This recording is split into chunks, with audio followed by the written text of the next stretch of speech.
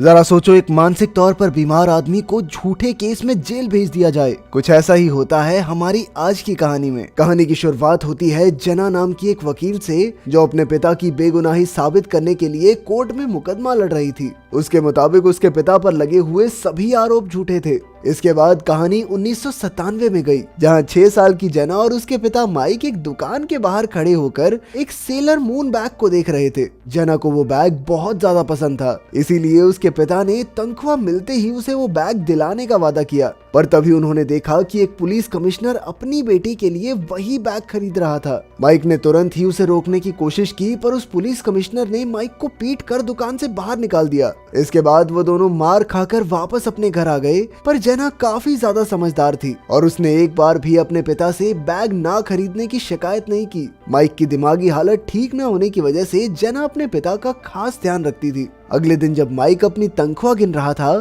तो उस police commissioner की बेटी भी वहां पहुंच गई और वो माइक को एक ऐसी दुकान पर ले जाना चाहती थी जहां वो अपनी बेटी के लिए वो सेलर मून बैग खरीद सके। पर रास्ते में अचानक उस लड़की का पैर बर्फ में फिसल गया और तभी ऊपर से एक ईंट आकर उसके सर पर गिरी, जिस वजह से उसकी वहीं पर मौत हो गई। माइक ने उसे बचाने के लिए उसे सीपीआर देने की कोशिश की, पर पास में ही बैठी एक औरत ने इसे गलत हरकत समझकर माइक के खिलाफ पुलिस में शिकायत कर दी। जिसके बाद पुलिस माइक को उठाकर पुलिस स्टेशन ले आई, जहां उसे अपनी बीमारी की वजह से समझ ही नहीं आ रहा था कि पुलिस ने उसे अरेस्ट कर लिया है और वो बार बार वापस घर जाने की कोशिश कर रहा था। उसकी इस हरकत से परेशान होकर पुलिस वालों ने उसे पीटना शुरू कर दिया। अगली सुबह पुलिस ने माइक पर आरोप लगाया कि उसने पुलिस कमिश्नर से बदला लेने के लिए उसकी बेटी की हत्या की है और साथ ही उसे क्राइम सीन पर भी ले जाया गया, जहां उसे इस पूरी वारदात को फिर से करके दिखाने को कहा गया। तभी जना भी अपने पिता को ढूंढते हुए वहां पहुंच गई और अपने पिता को ऐसी हालत में देखकर वो तुरंत ही माइक की तरफ भागी,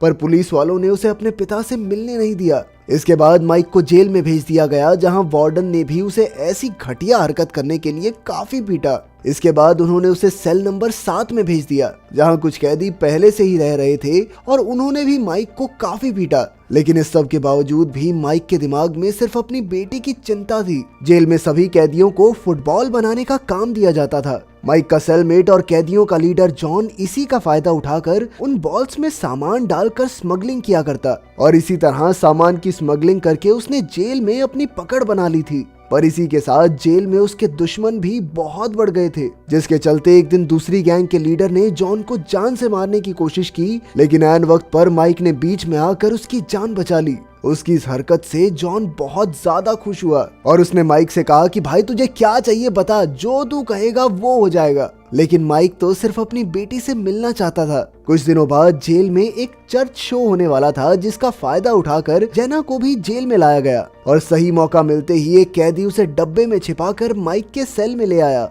अपनी बेटी से मिलते ही माइक ने सबसे पहले तो उससे माफी मांगी और उसे पूरी कहानी सुनाई, पर तभी उन्हें पता चला कि चर्च शो को तो बीच में ही बंद कर दिया गया था। जिसके बाद एक कैदी तुरंत ही जना को वापस छोड़ने के लिए गया, लेकिन तब तक काफी ज्यादा देर हो गई थी, क्योंकि बस तो कब की जेल से निकल गई। अब उनके पास जना को अपने साथ रखने के अलावा और कोई चारा नहीं था। धीरे धीरे उसके सेल में सभी कैदी समझ गए कि माइक किसी को नहीं मार सकता, क्योंकि वो खुद अपनी बेटी से बहुत ज्यादा प्यार करता था। उधर एक के बाद एक दिन बीतते चले गए और अब सभी कैदियों को जना के साथ खेलने कूदने में मजा आने लगा। पर तभी एक रात जब वार्डन चर्च शो की फोटोज देख रहा था, तो उसे एहसास हुआ कि जना कभी जेल से बाहर गई ही नहीं। उसने तुरंत ही जेल में तलाशी के ऑर्डर्स दे दिए और पुलिस ने थोड़ी देर में ही जना को ढूंढ निकाला, जिसके बाद उस बेचारी को एक अनाथ आश्रम में भेज दिया गया। जना के जेल में होने की खबर धीरे धीरे पूरी जेल में फैल गई, जिससे गुस्सा होकर एक कैदी ने जेल में आग लगा दी। जैसे ही वार्डन को इस बारे में पता चला, तो उसने तुरंत ही सभी कैदियों को मैदान की तरफ भागने का आदेश दिया।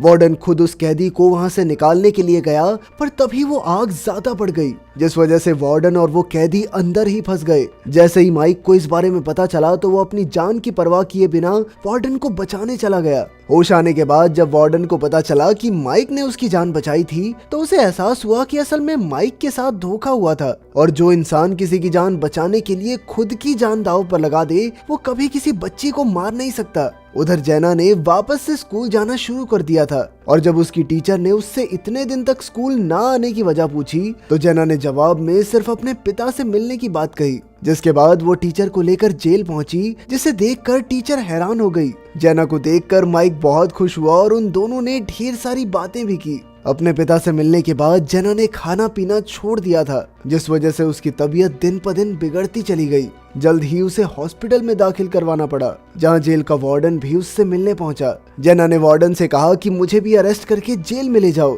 ताकि मैं अपने पापा के साथ रह सकूं।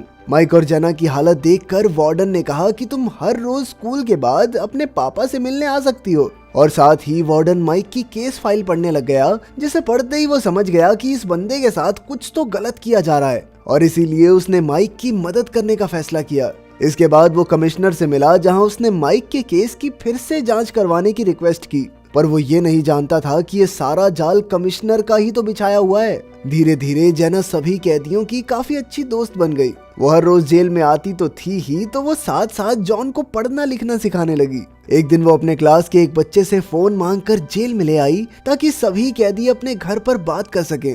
धीरे धीरे वहाँ सभी लोग एक परिवार की तरह रहने लग गए, और एक दिन उन्हें पता चला कि माइक के फैसले की तारीख नजदीक आ रही है। इसीलिए सभी कैदियों ने उसकी मदद करने का फैसला किया, जिसके लिए सबसे पहले तो उन्होंने हादसे को कई बार दोबारा बनाकर देखने की कोशिश की। जिसके बाद उन्हें पता चला कि असल में वो लड़की जमी हुई बर्फ की वजह से फिसली थी, और नीचे गिरते वक्त उस लड़की ने गलती से एक रस्सी को खींच दिया जो एक ईंट से बंधी हुई थी, जिसके बाद वो ईंट सीधा आकर उसके सर पर लगी। इसके बाद उन कैदियों ने अपने अनुभव से माइक के लिए कई सारे सवाल तैयार किए और उसे उनके जवाब देने के लिए तैयार करना शुरू किया। माइक की बीमारी के चलते उसके लिए ये सब काफी मुश्किल था, पर फिर भी उसने दिन रात इसके लिए मेहनत की। फैसले की तारीख से पहले माइक से मिलने के लिए पब्लिक लॉयर जेल में आया, जिसके मुताबिक अगर माइक अपनी बेटी को बचाना चाहता है तो उसे किसी भी हाल में गुनाह कबूलना होगा, वरना कमिश्नर उसकी बेटी को जान से मार देगा। कुछ दिनों बाद जब माइक को फैसले के लिए कोर्ट में लाया गया तो कमिश्नर उससे मिलने के लिए वेटिंग रूम में आया,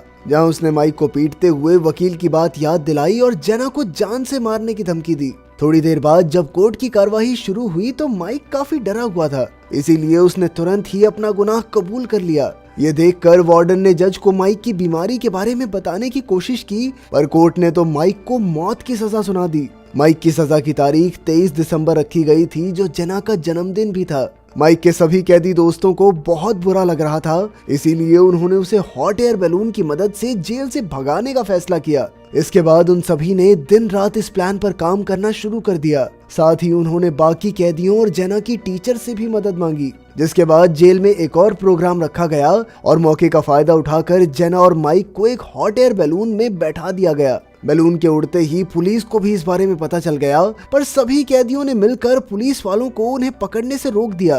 पर तभी उस हॉट एयर बैलून की रस्सी एक तार में जाकर फंस गई, जिसके बाद अब वो बैलून आगे नहीं जा सकता था। अब उनका प्लान तो नाकामयाब हो ही गया था, पर इस मौके का फायदा उठाकर माइक ने एक आखिरी बार अपनी बेटी के साथ सूरज को डूबते हुए देखा। 23 दिसंबर की तारीख आ चुकी थी और अपनी सजा से पहले माइक ने अपने सभी कैदी दोस्तों के साथ जेना का जन्मदिन मनाया। सभी कैदियों ने मिलकर उसके लिए केक बनाया था और साथ ही सभी अलग अलग तोहफे भी लेकर आए थे, और आखिरकार माइक ने अपने वादे के मुताबिक उसे सेलर मून बैग तोहफे में दिया। सभी लोग जानते थे कि माइक को थोड़ी ही देर में फांसी दी जानी थी, इसीलिए उनमें से कोई भी अपने आंसू नहीं रोक पा रहा था, पर फिर भी उनमें से किसी ने भी जेना को ये बात नहीं बताई। थोड़ी देर बाद सिपाही माइक को सजा के लिए ले जाने आए, पर जाने से पहले माइक ने अपने सभी साथियों का शुक्रिया अदा किया। उन सबको उसे जाते हुए देखकर बहुत बुरा लग रहा था, लेकिन वो चाहकर भी कुछ नहीं कर सकते थे। हमेशा हमेशा के लिए जुदा होने से पहले एक आखिरी बार माइक ने अपनी बेटी को गले लगाया।